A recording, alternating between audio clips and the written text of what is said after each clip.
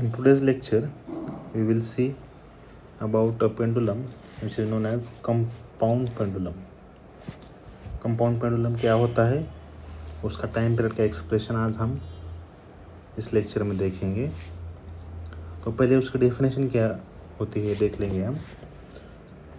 Compound pendulum means कौन सी ही rigid body जो एक हॉरिजॉन्टल एक्सिस को अटैच है, इसको हम बोल सकते हैं a rigid body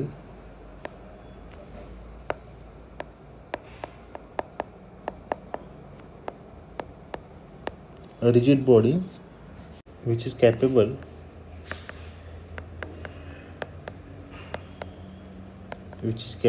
of oscillating freely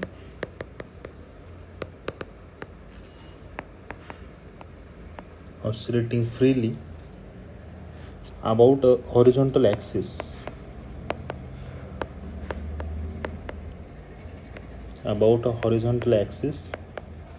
passing through it.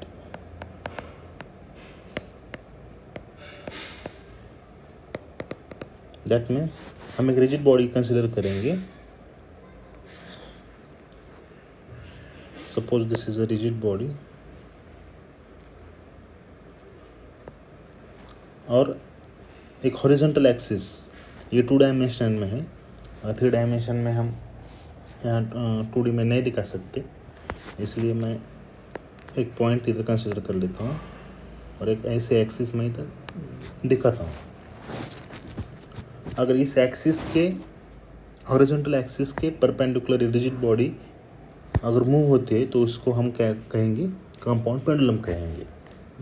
Rigid body which is capable of oscillating, और वो एक क्या करती है, एक सर्टेन एक्सिस के अराउंड वो मूव करती है, ऑसिलेट करती है, उसी को हम क्या कहेंगे, कंपाउंड पेंडुलम कहेंगे। तो यहाँ अब पॉइंट यस है, इस पॉइंट को हम बोलते हैं point of suspension, that is point of suspension.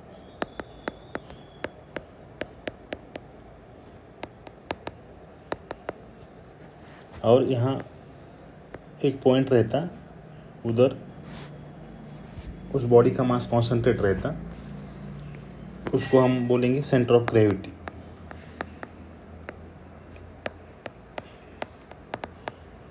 Which is equal to G. ऐसा कंपाउंड पेंडुलम के कंसेप्ट में है। Point of suspension, that means a point which is attached and which is an axis passing through this compound pendulum and around which the body oscillate, and the point which is below the point of suspension at which the mass of compound pendulum is concentrated is known as center of gravity of that particular compound pendulum. तो अब हमें क्या करना है, हमें इसका time period का expression निकालना है। इसके लिए हम एक डायग्राम निकालेंगे इधर।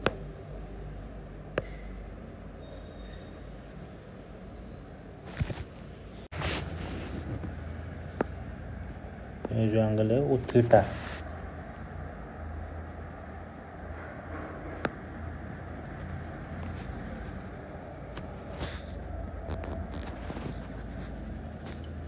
और ये जो लेंथ है वो एल साइन थीटा होगी।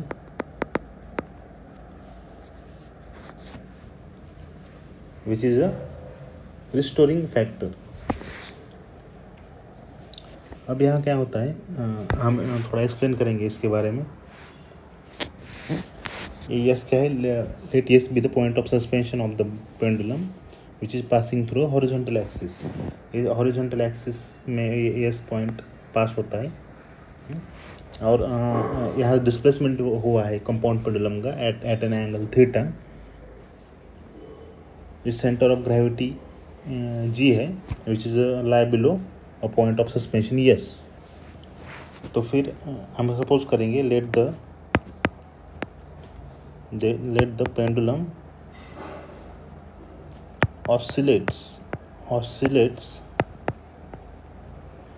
Through an angle theta.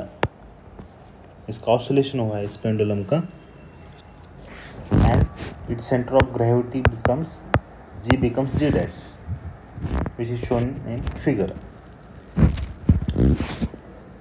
और यहाँ जो वेट रहता है और यहाँ जो फोर्स लगता है इस पेंडुलम पे वो कितना होगा, m into acceleration due to gravity, that is mg. And this force is same while it displace. जो फर्स्ट पोजीशन में था उस टाइम जितना फोर्स है उतना ही फोर्स वो डिस्प्लेस होने के बाद यहाँ लगेगा. और ये यल साइन थीटा क्या है, ये यल साइन थीटा कैसे आया, ये एंगल थीटा है और लेंथ यल है, इसलिए ये जो फैक्टर होगा वो यल साइन थीटा होगा. अब यहाँ रोटेशन मोशन प्रोड्यूस होगा और एंगुलर एक्सेलरेशन जो है दैट इज एंगुलर एक्सेलरेशन कितना होगा, D omega divide by D T. Since here the motion is an angular motion, hence we have taken angular acceleration equals to d omega divided by dt, where omega is angular velocity.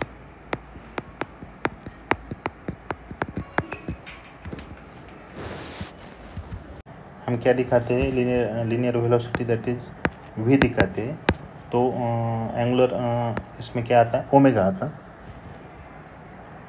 और यहाँ अगर acceleration a दिखाते हैं तो हम angular motion में to दिखाते हैं, ये डिनोशन है.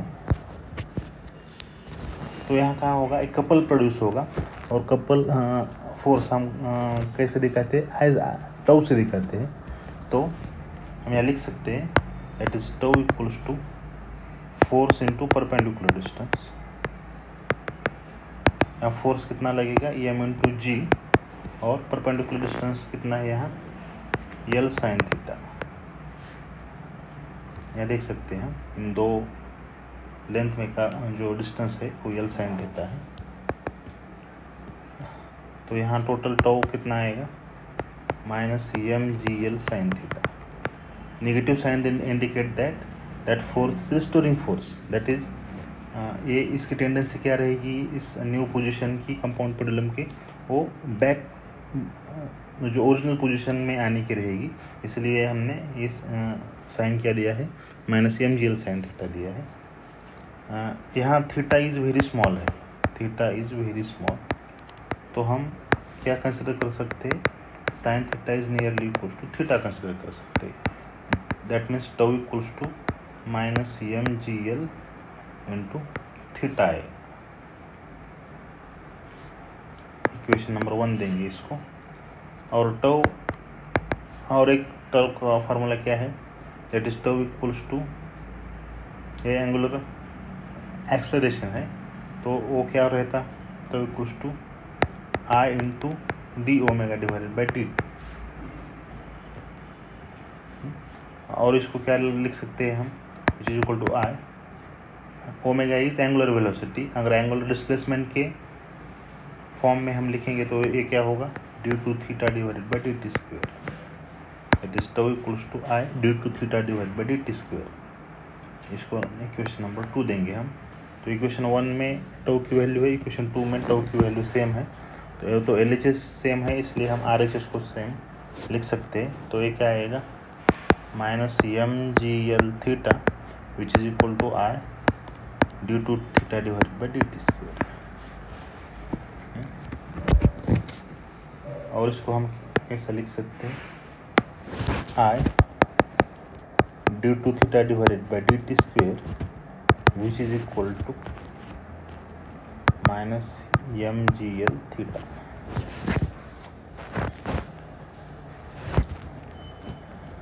Due to theta divided by D T square which is equal to minus M G L divided by I into theta.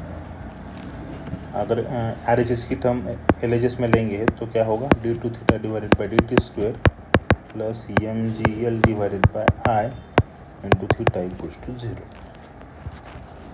अब ये इक्वेशन जो है वो सिंपल हार्मोनिक मोशन का इक्वेशन है. अगर हमने D two theta divided by D square plus omega square theta equals to 0। इससे अगर कंपेयर किया तो यहाँ ओमेगा स्क्वायर क्या आएगा, M G L divided by I, और ओमेगा क्या आएगा, under root of M G L divided by I.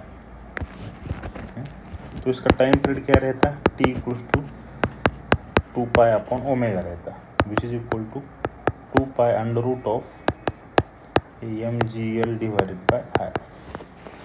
Hence T equals to 2 pi under root of I divided by M G L.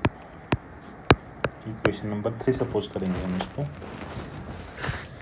तो अब ये जो moment of inertia होगा ये 2 point से बना होगा, that is I equals to I zero plus M L square.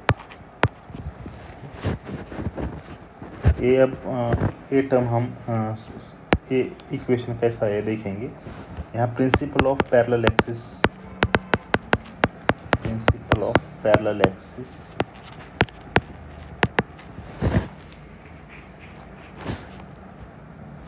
principle of parallel axis, by using principle of parallel axis we can write I equals to I0 plus ml square,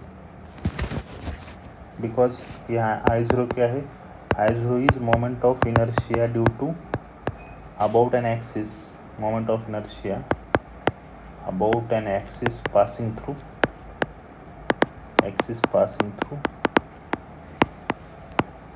its center of gravity, that is G, और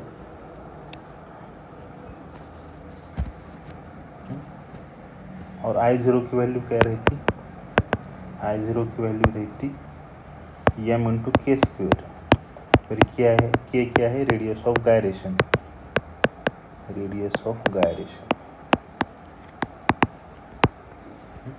that means अगर एक point पे एक body, rigid body का मास concentrate है तो उसके according moment of inertia अगर हम निकालते तो इसका जो वैल्यू आती है वो क्या रहती, रेडियस ऑफ गायरेशन, वो मास और रेडियस का जो डिस्टेंस रहता वो के रेडियस ऑफ गायरेशन रहता, और उसका मोमेंट ऑफ इनर्शिया क्या रहता, एम के स्क्वेयर रहता।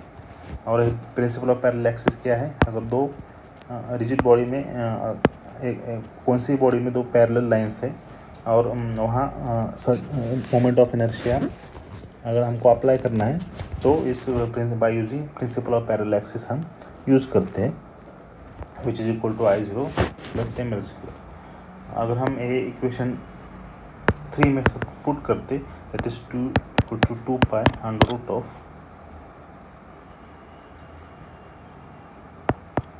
I0 plus M L square divided by M G L, which is equal to I0 की वैल्यू क्या है, M K square plus M L square divided by M G L.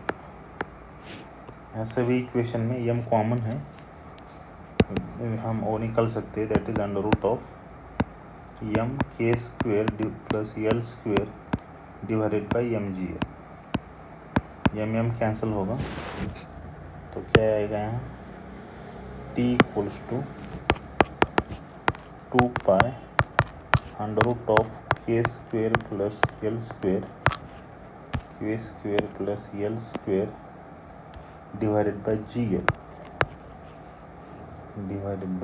L आएगा, K square plus L square, which is equal to 2 pi, अगर L से हम divide करते numerator तो क्या आएगा, K square divided by L plus L square divided by L under root G, which is equal to 2 pi under root of L square upon L क्या आएगा, L plus K square divided by L divided by G. This is the time period for compound pendulum. ये value आती है time period के compound pendulum की। अगर हम simple pendulum के इक्वेशन से फिर इसको कंपेयर करते हैं, that is T equal to 2 pi, इसकी वैल्यू क्या आएगी, that is T equals 2 pi L upon under root of L upon G. अगर है हम दोनों इक्वेशन हम कंपेयर करेंगे तो क्या आएगा, इसकी जो इक्विवेलेंट लेंथ और रिड्यूस्ड लेंथ क्या आएगी, दैट इज लेंथ की L plus K square divide by L. तो ये जो टाइम एक्सप्रेशन है वो किसका है, time period of compound pendulum का है। Thank you.